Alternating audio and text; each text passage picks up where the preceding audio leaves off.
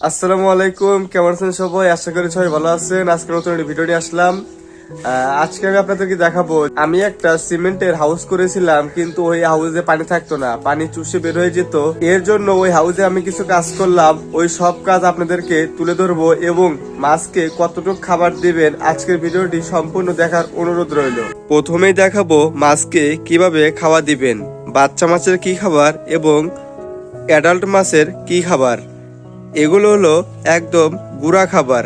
আমি ওই 0.5 গুঁড়া করে একবার পাতলা করেছি। এগুলো আমি বাচ্চা মাছকে খাওয়াই।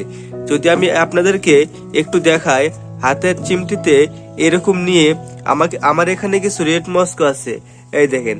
এইভাবে যদি আমি ছিটিয়ে দেই, রেড মস্কো গুলো কিন্তু সুন্দরভাবে তৃপ্তিভাবে খাবে। দেখেন কি সুন্দর খাচ্ছে, ভিডিওতে বোঝা যাচ্ছে কিনা, সুন্দরভাবে রেড মস্কো গুলা এগুলো খাচ্ছে। এবং এইটা যদি আপনি বড় মাছটাকেও দেন তাহলেও কিন্তু এরা প্রচুর খায়। এই দেখেন, আমি এখানে রেডটেল প্লাটিনামকে দিছি, দেখেন মাশাআল্লাহ কি সুন্দর এসে গেছে। আর আমার এখানে আছে হলো ওই 0.5 বড়গুলা এবং 0.3 মিক্স করা না। এগুলো আমি এক মুঠ নিয়ে আমার এই কমেটকে দিব। এই দেখেন কমেট, এরা খাদ্য পাওয়ার সাথে সাথে দেখেন কি সুন্দর। আর এই খাদ্য যে খাচ্ছে তার পাশাপাশি একটা শব্দ হচ্ছে না, পানির আওয়াজ। এই শব্দটা শোনার জন্য খুব ভাল লাগে। এই শব্দটাই তো আমার মন ভরে দেয়। এই দেখেন কি সুন্দর শব্দ হচ্ছে, খাদ্য খাচ্ছে মাছ এবং মনের তৃপ্তি ভরছে আমার। আমি এরকম ভাবে কমেট মাছকে খাবার দিলাম। আর এই পাশে আমার এই মিকি মাউন্স প্লাটি এবং মলি এবং ডাম্বুমু জায়গা বা রাগ করবে, এদেরকেও তো খাবার দিতে হবে।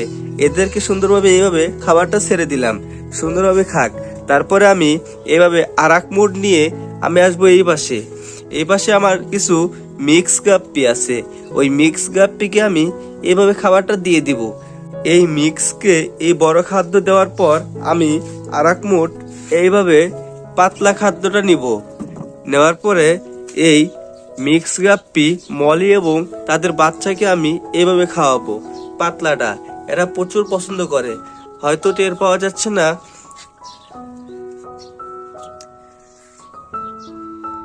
এরপর আমি আবার ওই পাতলা খাবারটা নিব। এইভাবে নেওয়ার পর আমি এই রেড মস্কোর একটু যেগুলো ছোট সাইজ ওদেরকে দিব, সুন্দরভাবে খাচ্ছে। আর খাবারের পরিমাণ সবসময় কম দেওয়ার চেষ্টা করবেন। এই যে এদেরকে আমি দিচ্ছি, এরা এতক্ষণে খেতে থাক। এরপর আমি আসি এই যে এই সিমেন্টের ট্যাঙ্কের বিষয়ে, যেটা আমি ভিডিওর প্রথমেই বলেছিলাম।